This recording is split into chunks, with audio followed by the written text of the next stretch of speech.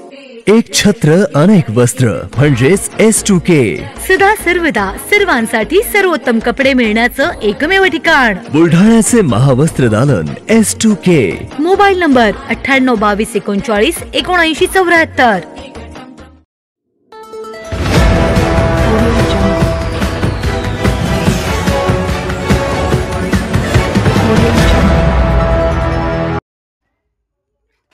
खोटे पत्र व्हायरल करणाऱ्या 97 लोकांवर कारवाई व्हावी.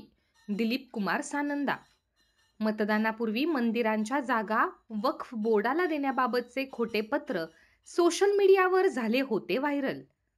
खोट्या पत्राबाबत माजी आमदार सानंदा यांनी पोलिसांना दिले निवेदन.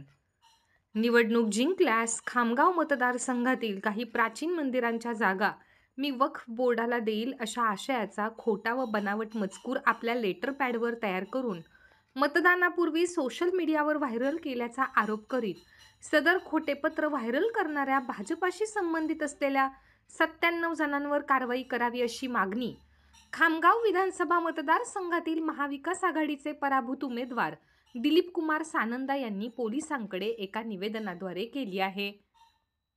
30 नोव्हेंबर 2024 रोजी पोलिसांना दिलेल्या पत्रात त्यांनी म्हटले आहे की मी विधानसभेच्या निवडणुकीमध्ये महाविकास आघाडी काँग्रेस पक्षाचा उमेदवार म्हणून उभा असताना प्रचाराच्या शेवटच्या टप्प्यात माझा पराभव व्हावा या नीच हेतूने माझे लेटर पॅडचा वापर करत त्यावर मी निवडणूक जिंकल्यास वक्फ बोर्डाला मतदारसंघातील काही प्राचीन मंदिरांची जागा देईल या आशयाचा खोटा व बनावट मजकूर तयार करून सोशल मीडियावर व्हायरल केला.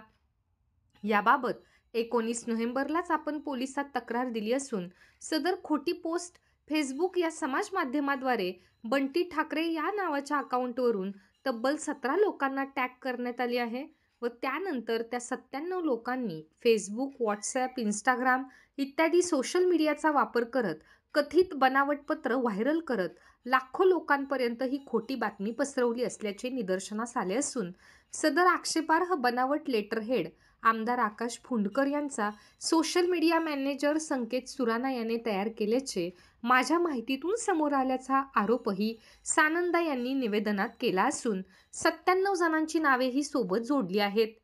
हे सर्वजण भारतीय जनता पार्टीशी संबंधित असून माझी बदनामी व्हावी व भारतीय जनता पार्टीचे उमेदवार आकाश पांडुरंग फुंडकर यांचा राजकीय फायदा व्हावा व कथित जातीय तेढ निर्माण होऊन मतदारांमध्ये माझ्याविषयी संभ्रम निर्माण व्हावा या हेतूने फेसबुक, व्हॉट्सॲप, इंस्टाग्राम इत्यादी सोशल मीडियाचा वापर करून व्हायरल केले असून त्याची चौकशी करून कारवाई करावी व केलेल्या कारवाईबाबत मला अवगत करावे अशी विनंतीही सानंदा यांनी केली आहे.